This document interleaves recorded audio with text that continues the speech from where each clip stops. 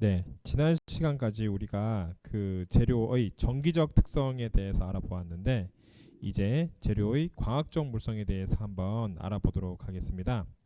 자, 재료의 광학적 물성의 경우에는 우리가 재료가 기본적으로 빛과 관련해서 어떠한 특성을 가지는지를 알아보는 것도 광학적 물성이 되고요. 그러니까 재료가 예를 들어 빛을 반사하는지, 뭐 빛을 흡수하는지 이런 파트도 광학적인 물성이 되고요. 이건 어찌 보면 좀 소위 말하는 수동적인 물성, 재료의 빛에 대한 수동적인 그 광학적 물성이라고 이야기한다면, 재료의 능동적인 광학적 물성을 이야기한다면은 얘네들이 빛과의 관계에서가 아니라 우리가 그 인위적으로 재료가 외부에서 전자라든지 이러한 에너지를 주었을 때, 자, 재료가 있으면은 이 재료가 둘 다 이제 빛과 관련된 건데 외부에서 그 광조사를 했을 경우에,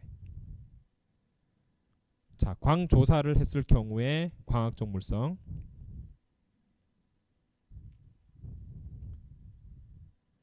그 다음에 외부에서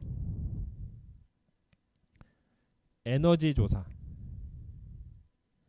했을 경우에 광학적 물성. 자, 에너지 조사라고 한다면은 외부에서 전자를 이렇게 넣어줬을 때 얘네들이 어떠한 광학적인 특성을 나타내는지, 그러니까 능동적으로 얘네가 외부에서 에너지를 딱 주어줬어. 그래서 그 안에 있던 전자가 움직여서 그 움직임에 의해서 얘네들이 어떠한 광학적인 물성을 나타내는지가 또 하나의 축이 되겠습니다. 그래서 이 두 가지를 중심으로 해서 재료의 광학적 물성에 대해서 한번 설명해 보도록 하겠습니다. 자, 가장 기본적으로 빛의 성질이 무엇인지 좀 알아봐야겠죠. 빛의 특징은 크게 입자성과 파동성이 있는데 얘네들이 여기서 다루는 광자라는 게 있죠. 자, 광자라고 하면은 빛의 이제 양자 단위인데 포톤이라고 하는 양자 단위라고 이야기할 수 있죠. 그렇다고 한다면은 얘네들이 E는 h nu 이렇게 이야기할 수 있죠. h 람다 분의 c 이렇게 이야기를 할 수가 있고요. 여기에서 보시는 바와 같이 얘네들은 그 파장, 그 다음에 프리퀀시, 그 다음에 플렁 컨스턴트, 그 라이트 스피드 이런 식으로 우리가 이야기를 할 수가 있겠습니다. 자, 그렇다면은 얘네들의 빛의 양자 단위인 포톤의 관점에서 빛의 특징을 설명하는 것은 빛의 입자성에 해당이 되고요. 파동성도 사실 여기서 이제 같이 가지고 있죠. 왜냐면 여기서 얘네들의 그 파동이 얼마냐, 그 다음에 프리퀀시가 얼마냐 또 같이 이야기하기 때문에 이게 이제 우리가 빛에 대해서 이해를 하는 입자성과 파동성이 되겠습니다. 자, 그리고 우리가 이제 광학적인 물성이라고 했을 때 외부에서 그 빛을 주어졌을 때 얘네가 투과를 할 수가 있고요. 반사를 하고요. 얘네들은 이제 굴절을 하는 애들이고 얘네들은 회절, 흡수, 스캐터링, 산란을 하는 애들이죠. 그러니까 이게 이 6가지가 그 어떤 매질과의 관계예요. 매질, 빛이 특정 매질과 그 인터랙션이라고 표현을 하죠. 이렇게 그 인터랙션을 했을 때 그 결과.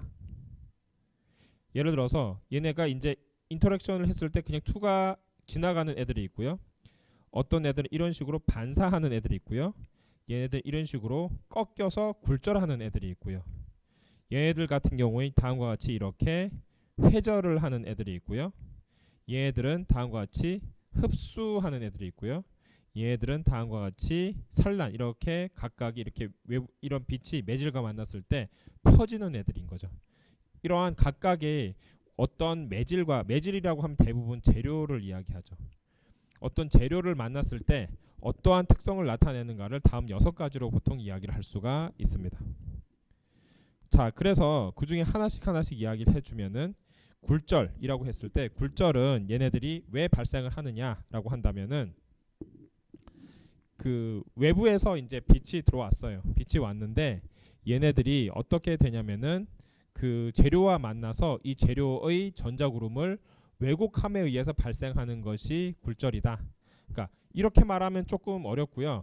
얘네들이 이렇게 통과되지 않은 빛은 이렇게 되어 있는데 빛이 통과되고 나서는 얘네들이 다음과 같이 이 전자구름 우리가 있는 그 빛이 핵과 전자가 있으면 전자가 왜곡이 되겠죠. 왜냐면 빛을 받았으니까. 그렇게 돼서 얘네들 일종의 빛을 받았다는 게 에너지를 받았다라고도 이해를 할 수가 있어요. 이렇게 돼서 얘네들이 당연히 왜곡이 변형이 될 수밖에 없겠죠. 변형이 되고 그렇게 되면 어떻게 됩니까? 진공에서보다 얘네가 매질을 통과하는데 시간이 더 걸려요. 똑같이 이렇게 얘가 뭐 한 1m다라고 한다면 뭐 그냥 가상적으로 이야기해 봅시다. 얘는 한 1.2m 이런 식으로 해서 더 길게 시간이 걸리게 되겠죠. 그래서 얘네가 진공보다 시간이 더 걸리기 때문에 우리가 느끼는 것은 느려진다라고 이야기할 수가 있겠죠. 얘네들은 느려진다. 빛의 속도는 느려진다. 매질이 다른 물질을 통과를 할 때 통과 속도가 바뀌는 현상. 이것을 우리가 뭐라고 한다? 굴절이다 라고 이야기를 할 수가 있겠습니다. 자, 그러면은 여기서 핵심은 뭐다?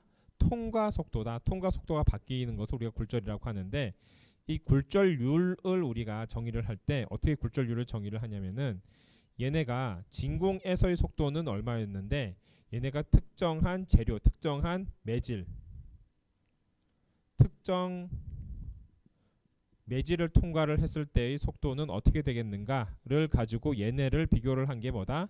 굴절률이다 라고 이야기를 할 수가 있겠습니다. 자, 그래서 얘네들의 굴절률이 재료마다 다 다른데 얘네들이 유리인 경우는 1.5에서 1.7 그런데 다이아몬드일 경우에 굴절률이 엄청 크죠. 그래서 우리가 재료가 어떻게 되느냐 어떤 재료이냐에 따라서 얘네들의 속도가 달라진다라고 이야기를 할 수가 있겠습니다. 그러니까 얘네들은 쉽게 말해서 유리일 경우에는 얘네들이 그 미디엄에서 속도가 그냥 한 이 정도로 느려지는데 다이아몬드에선 속도가 엄청 느려져서 굴절률이 거의 2.4 정도 된다라고 이야기를 할 수가 있겠죠. 그래서 얘네들이 금속 이온을 첨가했을 경우에 얘네가 속도가 감소되고 또는 이제 빛의 구부러짐이 발생한다. 프리즘에서 빛의 구부러짐이 발생한다. 이런 것들도 다 굴절 현상. 왜냐면 속도가 여기서 이렇게 바뀌니까 이런 것으로 설명할 수가 있게 되겠습니다. 자, 그다음 산란에 대해서 한번 이야기해 볼게요. 산란의 경우에는 빛의 산란인데 얘네들이 그 굴절의 경우에는 사실은 매질에서 얘네가 일정 방향으로 꺾이는데 매질 표면에서 다양한 방향으로 빛이 진행하는 거예요. 얘가 이렇게 어떤 매질을 왔는데 얘네가 이렇게 왔다가 굴절 같은 경우 이쪽 방향으로 꺾이든 뭐 이렇게 특정 방향으로 꺾이든 하는 게 굴절이라고 한다면 산란은 완전 제멋대로예요. 이렇게 온갖 방향으로 다양한 방향으로 빛이 진행하는 것을 우리가 뭐라고 한다? 산란이다라고 표현을 할 수가 있겠습니다.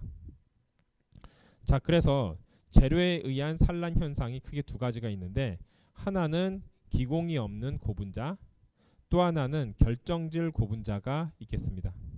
자, 기공이 없는 고분자의 경우에는 얘네들이 산란이 거의 없고 그 다음에 투명한 경우에는 얘네들이 뭐 그 스타일엔 이런 경우에도 얘네들이 산란이 거의 없다라고 이야기할 수 있는데 얘네들이 결정질 고분자일 경우에 얘네들이 경계면에서 빛의 산란이 일어난다든지 또 불투명한 경우라든지 이런 경우에 굉장히 다양한 산란 현상이 일어날 수가 있게 되겠다.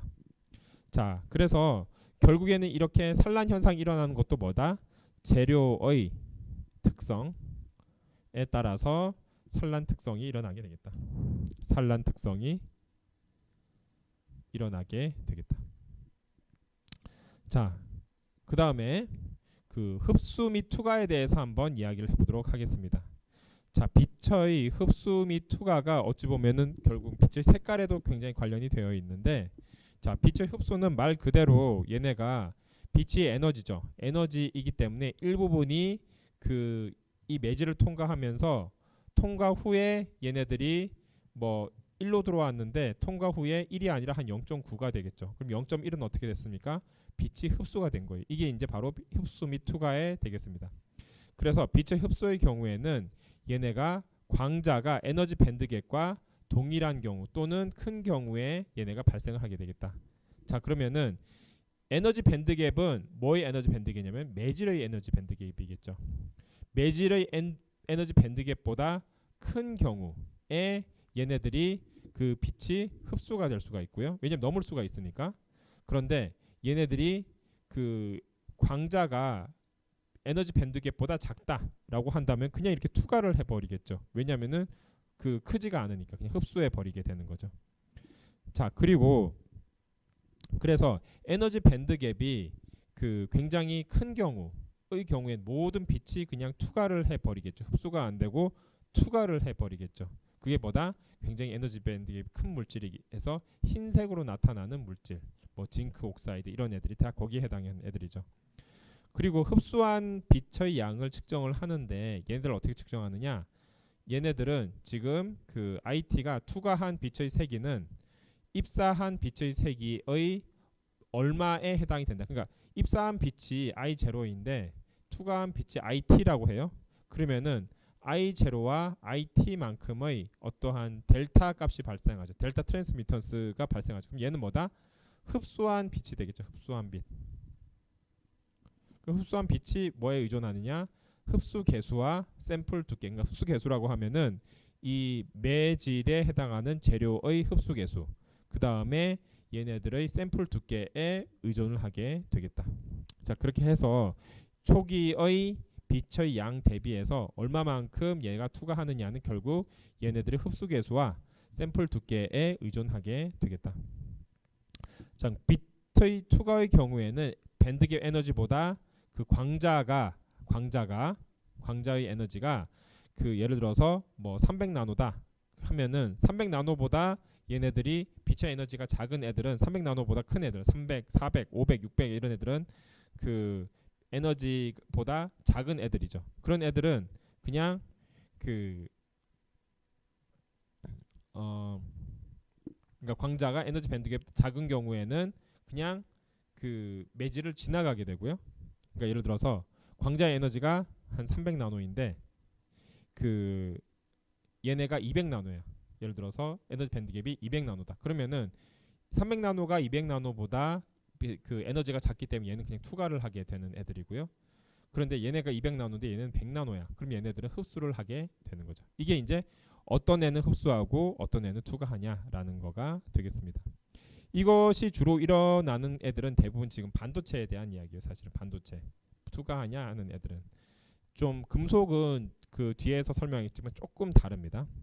자, 그래서 여기서 보면은 빛의 흡수와 투과를 이 도식도로 나타냈는데 흡수를 하는 경우는 얘네가 이 에너지 밴드갭이 10이다 라고 했을 때 그 밴드갭보다 큰 에너지가 예를 들어 조사를 했다라고 한다면은 여기서 그 뛰어넘을 수가 있죠. 그 얘는 밴드갭은 10인데 에너지는 15야. 그러면 뛰어넘을 수가 있죠. 그래서 빛을 흡수를 할 수가 있습니다. 그런데 얘네들이 그 빛은 5 일렉트론 볼트인데 밴드갭이 12 일렉트론 볼트야. 그러면 흡수를 할 수가 없죠. 왜냐면 해봤자 여기가 이렇게 뛰어넘어갈 수가 없으니까. 그런 애들은 그냥 이렇게 지나가게 되겠다. 그렇게 해서 이러한 원리 때문에 에너지 밴드갭보다 작은 빛의 경우에는 빛이 투과를 하게 되겠고요. 에너지 밴드갭보다 큰 애들의 경우에는 흡수를 하게 되겠다. 자, 굉장히 쉽죠?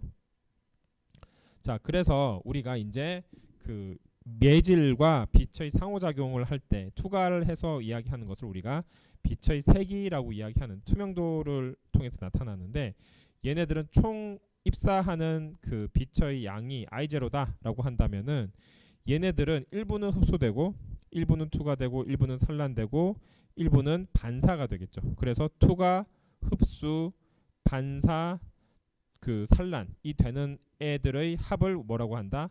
입사하는 빛의 에너지다라고 표현을 하게 되겠습니다. 그러니까 입사하는 빛은 굉장히 큰데 얘네들이 일부는 투과하고 일부는 흡수하고 일부는 반사하고 일부는 산란하기 때문에 실질적으로 우리가 보는 것들은 사실 투과에 대한 거죠. 그래서 투과한 것은 항상 거의 입사한 것에 비해서 작게 나타나게 되겠습니다. 아무리 조금이라 하더라도. 자, 그리고 우리가 같은 그 재료라 하더라도 얘네가 어떻게 그 구조가 돼 있냐에 따라서 굉장히 광학적 특성이 다른데 지금 똑같은 지금 알루미늄 옥사이드인데 알루미늄 옥사이드가 얘네들이 단결정 싱글 크리스탈로 되어 있을 경우에는 투명하게 빛이 이제 다 투과가 되는 투명하게 나타나고요. 자, 얘네가 폴리크리스탈 인데 그 포가 없는 밀집 구조로 되어 있는 애들이다. 얘 같은 경우에는 반투명으로 나타나고, 얘네가 폴리크리스탈이고 그 안에 구멍이 많는 그 다공성 구조다라고 한다면 얘네들이 불투명으로 나타나게 되겠습니다. 자, 이렇게 해서 우리가 재료의 그 분류를 투명, 불투명 이렇게 분류를 할 때 그 기준이 되는 것 중에 하나가 이 재료의 그 물성이 되겠다. 단결정이냐, 다결정이냐, 다공성이냐에 의존을 하겠다. 자, 그 다음에 지금 우리가 그 금속의 광학 물성, 좀 전까지 이야기했던 것이 좀 더 이런 그 산화물이라든지 반도체의 광학 물성이라고 한다면은, 금속의 광학 물성의 경우에는 얘네들이 지금 우리가 전기적 특성에서도 했던 것처럼 얘네가 필드 스테이트이 있으면 바로 옆에 얘네가 언필드 스테이트이 있다라고 했잖아요. 그렇다면은 얘네들이 외부에서 포톤을 받았을 때 얘네가 바로 이렇게 그 어디든지 갈 수 있는 환경이 됩니다. 그래서 지금 우리가 페르미 에너지의 경우에는 어디라고 하냐면은 보통 그 0도 켈빈에서 전자가 가질 수 있는 최대 에너지 준위, 보통 여기를 보통 필드 된 부분에서 가장 높은 지역을 우리가 페르미 에너지라고 하고요. 0도에서는 그렇게 이야기하는데 임의의 온도 T에서는 전자가 채워질 확률의 2분의 1인 에너지 준이다 라고 이제 표현을 하게 됩니다. 어쨌든 지금 가장 위에 채워진 부분을 보통 우리가 페르미 에너지라고 해서 표현을 한다고 한다면, 빛의 흡수의 경우에는 얘네가 최고의 에너지 준위에서 빛을 흡수한 거에서 그 에너지 변화량 델타 E, 이것을 우리가 뭐라고 한다? 광자 에너지다 라고 이제 표현을 하게 되겠고요. 그 다음에 빛의 반사의 경우에는 얘네가 이제 그 고에너지에서 저에너지로 직접적으로 변화하면서 광자를 재방출하게 됩니다. 얘네들이 반사율이 굉장히 높은데, 금속은 얘네들이 대부분 이제 그 빛을 흡수를 할 수가 있죠. 흡수를 해서 여기에서 바로, 왜냐하면 얘네들은 에너지 밴드 갭은 없지만은 굉장히 얘네들은 에너지 밴드 갭이 사실은 작은 애들이기 때문에 빛이 오면 무조건 얘는 흡수할 수밖에 없어요. 그래서 흡수를 해서 얘네들 익사이테이션 된 다음에 다시 이제 천위를 하게 되죠. 그렇게 해서 빛을 방출을 하기 때문에 얘네가 계속 반사를 할 수밖에 없게 되겠죠. 그래서 빛의 반사는 얘네가 모든 빛을 흡수하고 반사하기 때문에 반사율은 굉장히 높다라고 이야기할 수가 있게 되겠습니다. 자, 그래서 우리가 여기서 반사도를 측정을 하면은 얘네들이 대부분 흡수하고 대부분 방출하기 때문에 반사도율이 매우 높다. 95%까지 올라가고, 그렇기 때문에 얘네들이 반사도가 높다라고 하기 때문에 빛이 많이 나온다는 소리가 되겠죠. 그래서 우리가 금속의 특징 중에 하나가 빛나는 샤이니한 특성을 나타난 거가 되겠습니다. 자, 반사광의 경우에는 얘네들이 같은 파장에서 대부분 반사해서 나온다라고 할 수가 있고요. 자, 빛의 흡수의 경우에는 빛의 일부만이 흡수가 된다. 빛의 일부만이 흡수가 되고, 얘네들이 얘네 같은 경우에는 특별히 금속 지금 계속 이야기하고 있는 거예요. 금속의 경우에는 대부분 반사를 하는데 얘네가 일부만 흡수하는데 얘네들이 그 반사된 빛의 색깔이 파장 분포에 의존을 한다. 그러니까 어떤 빛을 흡수하냐에 따라서 그 금속의 색깔이 결정이 된다.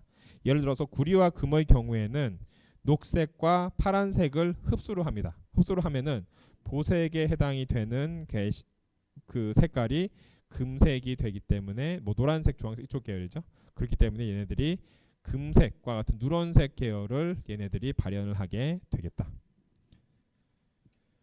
자, 그 다음에 지금 그 비금속의 광학적 물성, 우리가 좀 전에 이야기했던 게 금속의 광학적 물성인데, 비금속에서도 그 반사도를 측정할 수가 있어요. 자, 금속에서 반사도는 다음과 같이 지금 굉장히 쉽게 I0분의 IR 이런 식으로 우리가 반사도를 측정했다라고 한다면은, 비금속의 반사도의 경우에는 조금 까다롭죠. 얘네들이 빛의 고체 직교 입사를 했을 경우에, 얘네가 수직으로 입사를 했을 경우에 투과시 굴절률, 얘네가 투과했을 때 굴절률을 가지고 얘네들의 리플렉티비티를 다음과 같은 식에 의해서 우리가 계산을 할 수가 있겠다. 반사도를 계산을 할 수가 있게 되겠습니다.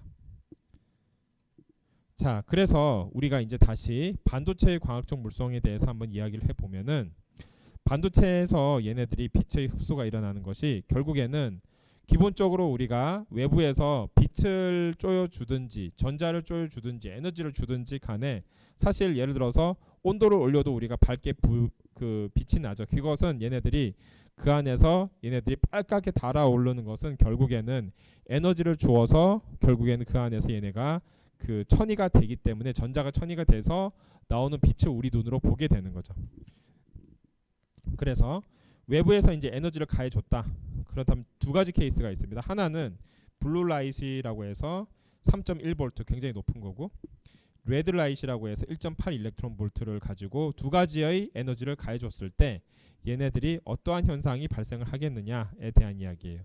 예를 들어서 이것은 그 결국 에너지 밴드갭에 의존을 하게 되는데, 얘네가 에너지 밴드갭이 지금 첫 번째 1.8 일렉트론 볼트보다 작다라고 한다면은, 레드라이트보다 작다라고 한다면은 얘네가 레드라이트를 쪼여줘도 흡수를 할 수가 없죠. 그렇게 되면은 그 작다라고 한다면은 다시 이야기했습니까?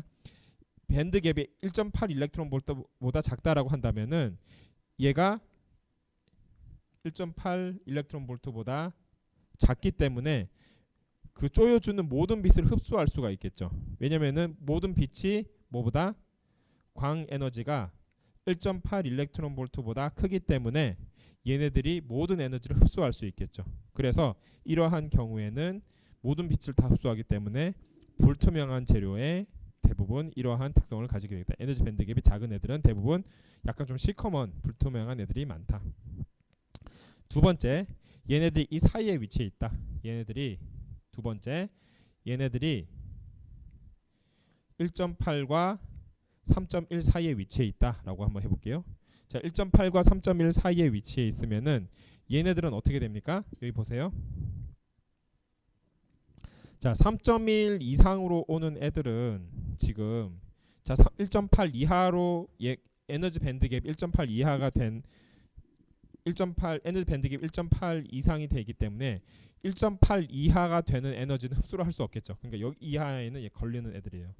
그러니까 1.8 이상부터 3.1 이하, 그러니까 얘네들이 그 3.1, 1.8 이상이 되는 애들부터 얘네들이 그 지금 에너지를 흡수할 수가 있겠죠. 3.1 이상도 다 흡수할 수 있고요. 그런데 얘네들이 1.8 이하가 됐다라고 한다면은 얘네들은 뭐 1.8 이하인 애들은 흡수를 할 수 없기 때문에 투과를 하게 되겠죠. 그래서 우리가 눈에 보는 애들은 1.8 이하의 그 색깔을 눈으로 보게 되겠다. 자, 그럼 세 번째.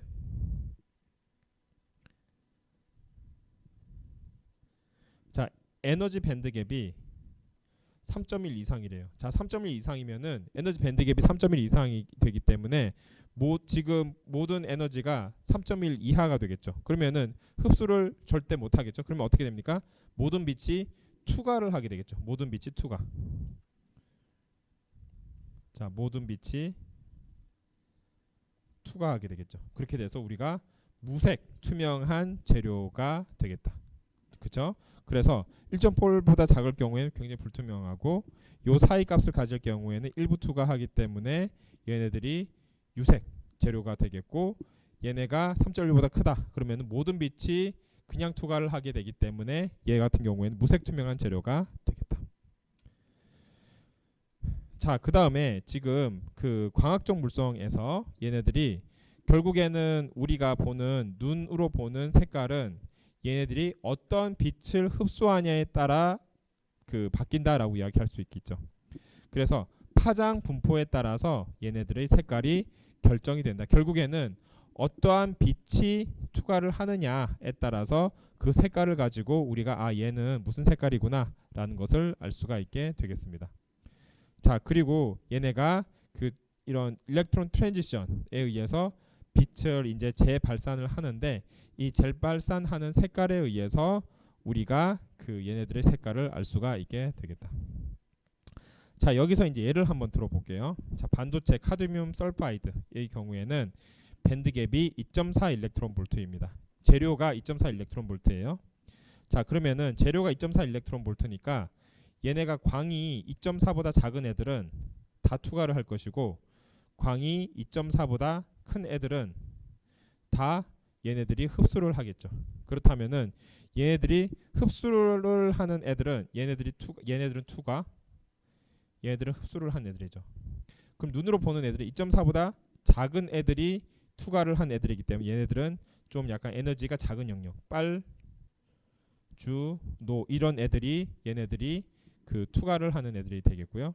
흡수를 하는 애들은 고에너지에 해당이 되기 때문에 파란색, 뭐 녹색 이런 애들, 보라색 이런 애들이 얘네들이 흡수를 하는 애들이 되겠다.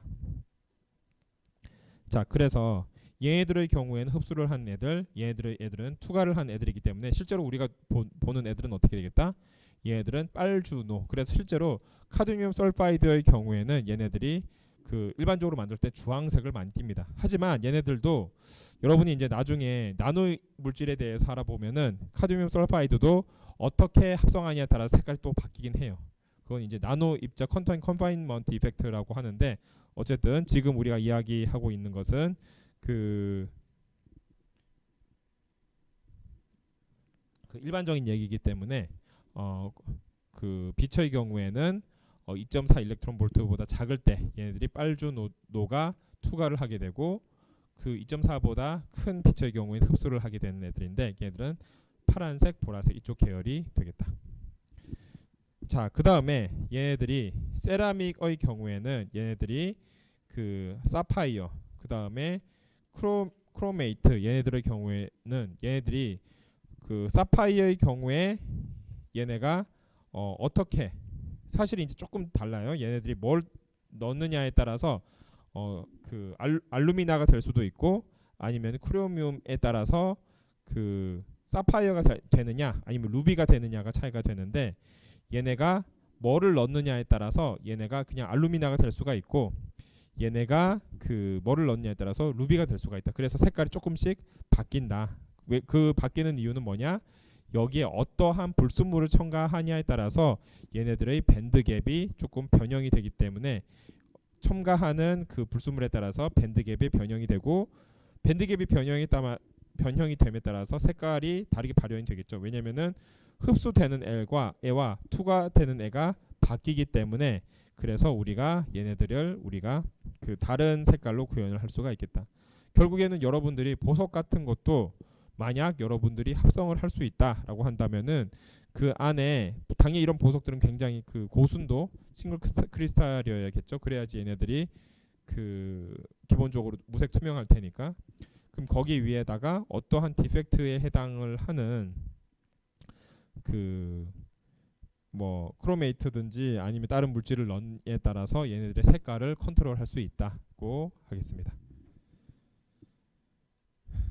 자, 우선 여기까지 해서 우리가 그 반도체의 여기까지 하면 이제 우리가 우리가 맨 처음에 이야기를 어떤 이야기를 했었냐면은 외부에서 빛이 왔을 때 그 빛에 의해서 얘네가 어떠한 광학적인 특성을 나타내느냐가 우리가 광학적인 특성을 나타내는 한 축이 되고 또 다른 축은 그런 거가 없이 외부에서 그냥 에너지를 가했을 때 여기서 빛을 내어놓는 거죠.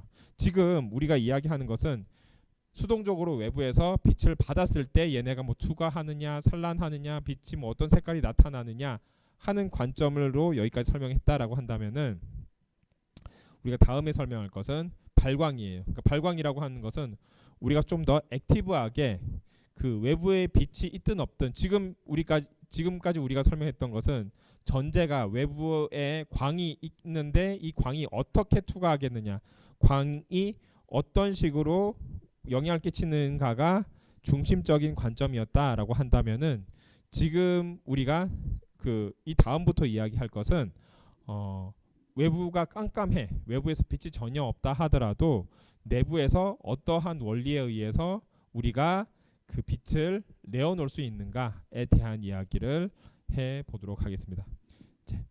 우선 여기까지 우선 반도체의 광학적 물성까지 우리가 이야기하고 그 다음에 다시 또 이야기를 해보도록 하겠습니다.